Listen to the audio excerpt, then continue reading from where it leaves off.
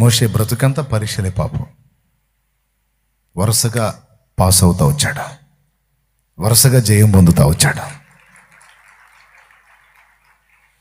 ఇశ్రాయేలు బానిస పిల్లలలో ఒక బానిస పిల్లలాగా ఐగుప్తులో మోషేని పెరగనివ్వలా.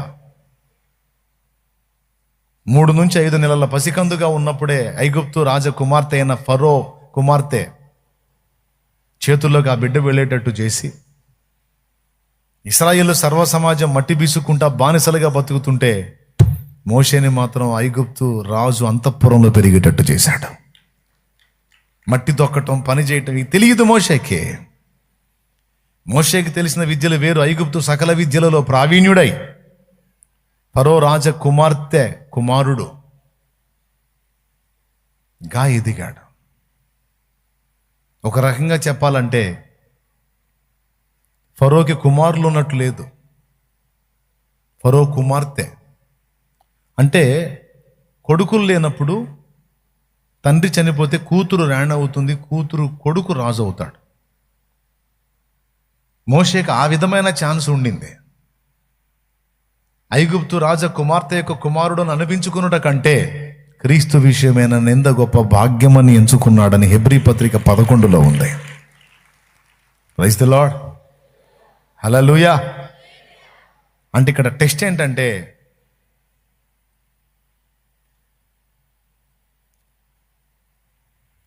ఈ అల్పకాల పాపభోగములను అనుభవించడానికి ఆరాటపడతాడా, లేకపోతే అక్షయమైన దానికోసం, నేను ఇచ్చే ఆశీర్వాదం కోసం తెగిస్తాడా చూద్దాం అని టెస్టింగ్లో పెడితే ఐగుప్తు సింహాసనాన్ని ఒక్క తన్ని వచ్చి మట్టి బిసకటం మొదలుపెట్టాడు. ఎవడన్నా వదిలిపెడతాడు ఆ హోదాన్ని? ఎంత స్వజనులు కష్టాలు పడుతున్నా వానికి అంత ఆఫర్ వచ్చిందంటే ఏమనుకుంటాడండి?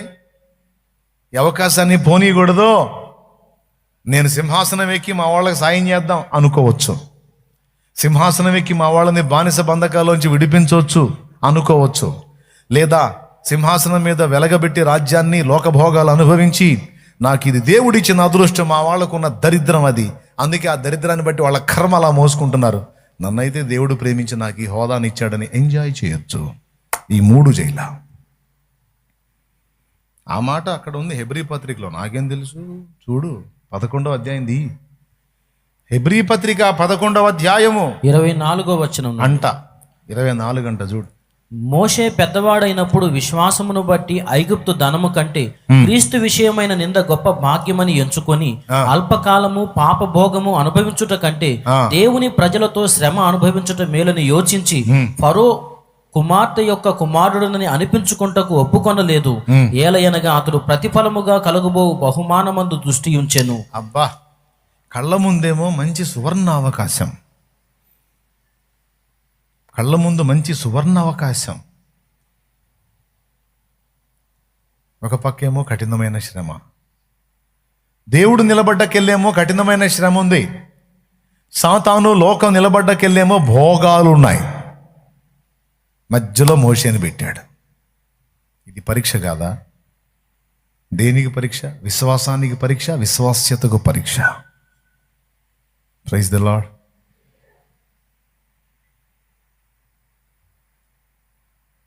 దేవుని యందు విశ్వాసం ఉంచాడు, దేవునికి నమ్మకంగా ఉండాలని డిసైడ్ అయ్యాడు. డిసైడ్ అయ్యి దేవుని ప్రజలతో శ్రమను అనుభవించి మట్టి తొక్కటానికి దిగొచ్చాడు. ఇప్పుడు చెప్పండి, పాసా ఫెయిలా? దేన్ని వదిలేశాడు? అల్పకాల లోక పాప భోగాలు నాకొద్దు.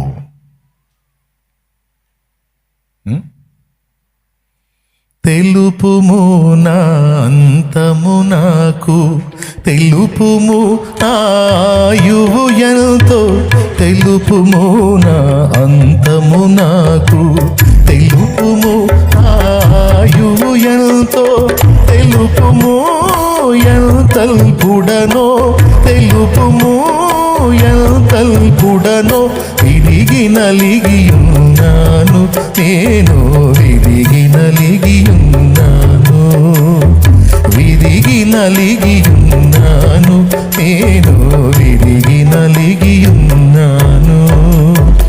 పరవాసిని నే జగమున ప్రభువ పరవాసిని నే నడచుచున్నాను నా గురి నీవేన ప్రభువా, నా గురి నీవేన ప్రభువా, నీ దరినే చేరెదను, నేను నీ దరినే చేరెదను. Praise the lord.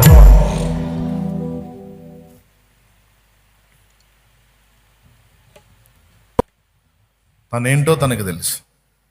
కళ్ళ ముందు కనబడుతున్న ఆకర్షణీయ ప్రపంచాన్ని బాముకుందామని ఎగబడలా. ఈరోజు కొంతమందిని ఎంత చెప్పినా ఆగట్లా. అమ్మా అది మాయ, అది మోసం, అది అలా కనపడిద్దమ్మా, తర్వాత నువ్వు ఆ చేదును మింగలేవురా, వద్దమ్మా వద్దయ్యా అని మనం ఎంత చెప్పినా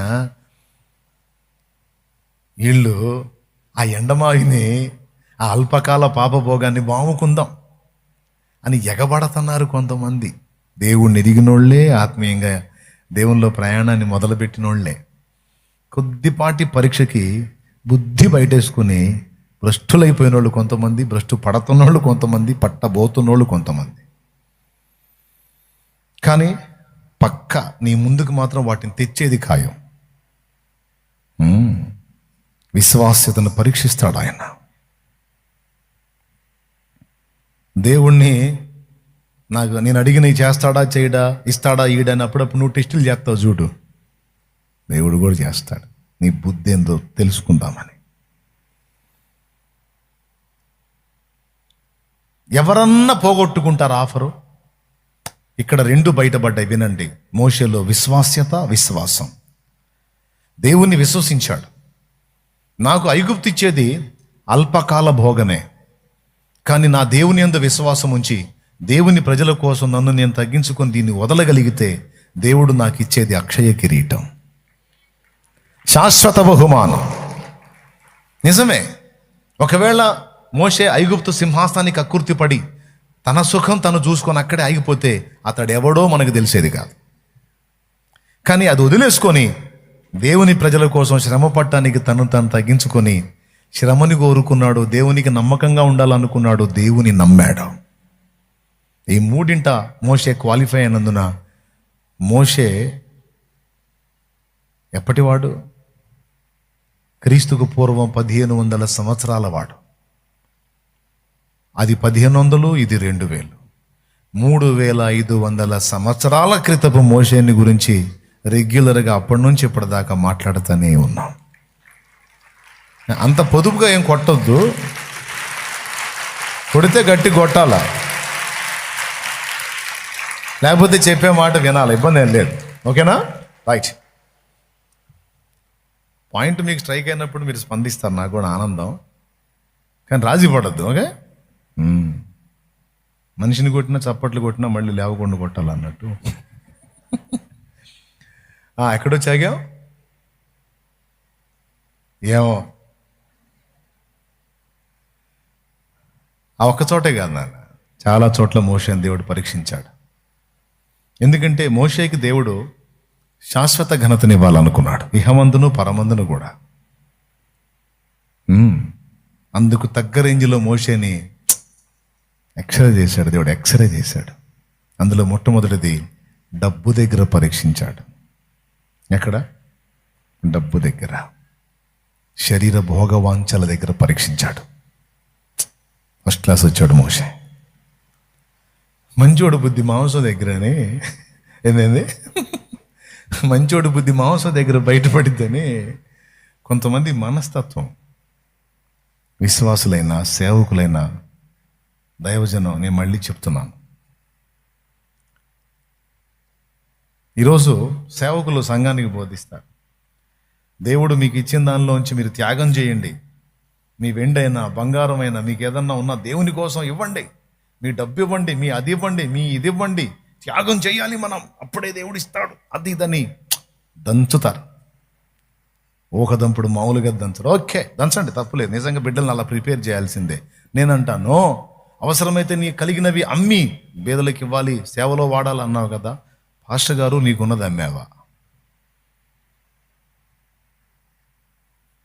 పాస్టర్ గారు నీకున్నది ఏది అమ్మావు? నిజం మాట్లాడదాం. విశ్వాసులకు బాగా రోట్లో పొట్టేసి దంచినట్టు దంచి ఊకదంపుడు ప్రసంగాలు ఎర్రగొట్టి నలగొట్టి తెగ చెబుతున్నావు కదా, ఏదమ్మావు నువ్వు? అసలు బలిపీఠం మీద ఏం పెట్టావు నువ్వు? నీ త్యాగం ఏనాడన్నా నీ సంఘం చూశారా? నేను చెప్పనా? ఆ బుద్ధి బయటేసుకున్న దైవజనులు అక్కడే కూర్చున్నారు.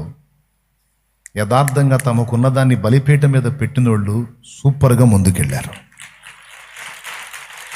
పక్కా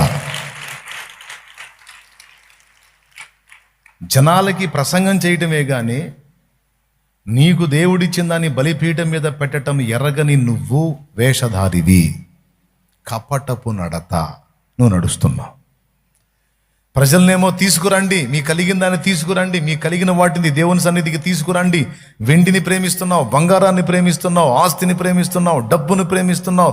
ఏం చేశావు నువ్వు దేవుని కోసమని దంచి దంచి దంచి బోధిస్తున్న దైవజనుడా, నీ భార్య బంగారాన్ని అమ్మావా? లోకుల బంగారం తెచ్చావు హుండీలోను, నీ భార్య బంగారం ఏమో ఇంట్లో బీరువాలో.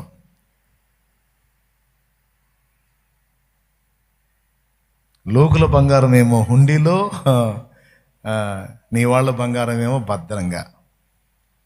లోకులేమో ఇళ్ళు అమ్మాలి, ఆస్తులు అమ్మి తీసుకొచ్చి దేవుని సన్నిధిలో ఇవ్వాలి. నువ్వు మాత్రం నీకు ఇచ్చినవి మాత్రం అమ్మవు. నువ్వు అవి నీకోసమే భద్రం చేసుకుంటావు. ఎక్కడన్నాయన్నా ఇది నిజాయితీ? ఇది లోబీ బుద్ధి కాదా? ఇది వేషధారణ కాదా? మొదటి పరీక్షలోనే ఫెయిల్ అయ్యావరా బాబు, ఇంకేం చేస్తావురా నీ పిండాకోడు సేవ అనాలనిపించింది నాకు. నేను అన్నను, శారదాలు పిండాకోళ్ళు నాకెందుకు? నేను ఉన్న సంగతి యథార్థంగా మాట్లాడతాను. నిన్ను దేవుడు పరీక్ష నాళికలో ఉంచాడని, బలిపీఠం మీద నువ్వు ఏమేమి అర్పిస్తున్నావో అబ్జర్వ్ చేస్తున్నాడని నీకు తెలియదు. నేను చెప్తున్నాను, ఫస్ట్ ప్రజలను బలిపీఠం మీదికి తెమ్మని కాదు నువ్వు అనాల్సింది. నీకు కలిగినవన్నీ ముందు బలిపీఠం మీద పెట్టి ఆఖరిగా నువ్వే బలిపీఠం ఎక్కాలి. శాశ్వత కృపను నేను తాళచగా కానుకానైతిని, కానుకానైతిని నీ సన్నిధిలో. శాశ్వత కృపను నేను తాళంచగా కానుకానైతిని, కానుకానైతిని శాశ్వత కృపను నేను తాళంచగా.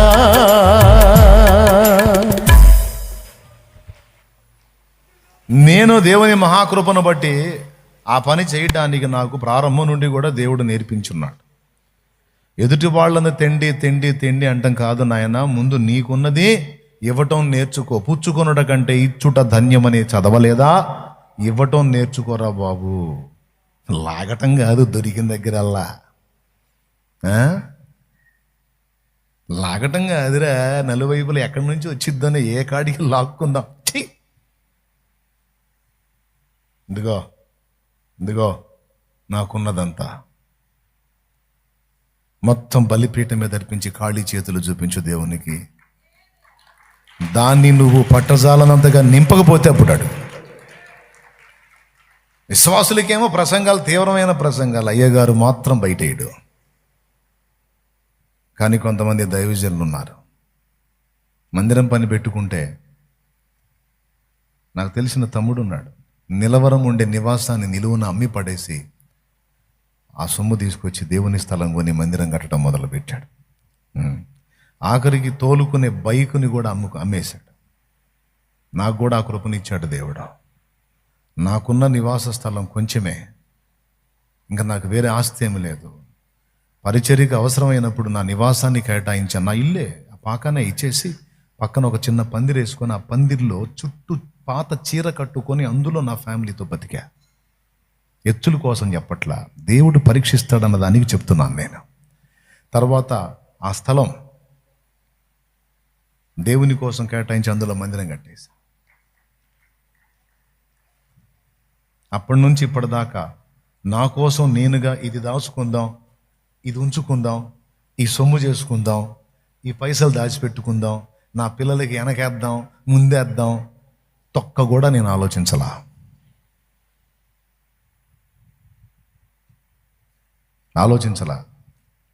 వెనక లేదు, ముందు లేదు. నా దేవుడికి మించిన ఐశ్వర్యం ఇంకోటి ఏముంది?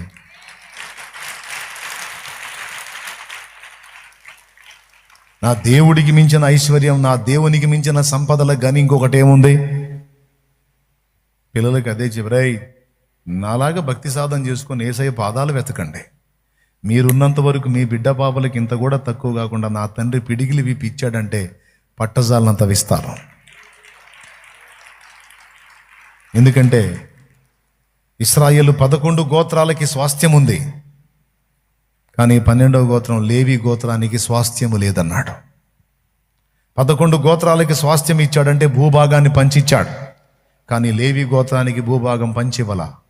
మరి లేవి గోత్రానికి స్వాస్థ్యం ఏదని అడిగాడు మోషే. యెహోవానకు నేనే లేవీలకు స్వాస్థ్యం అన్నాడు. సర్వకృపానిధివే,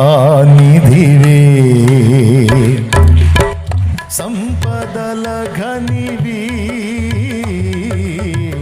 సర్వకృపానిధివే,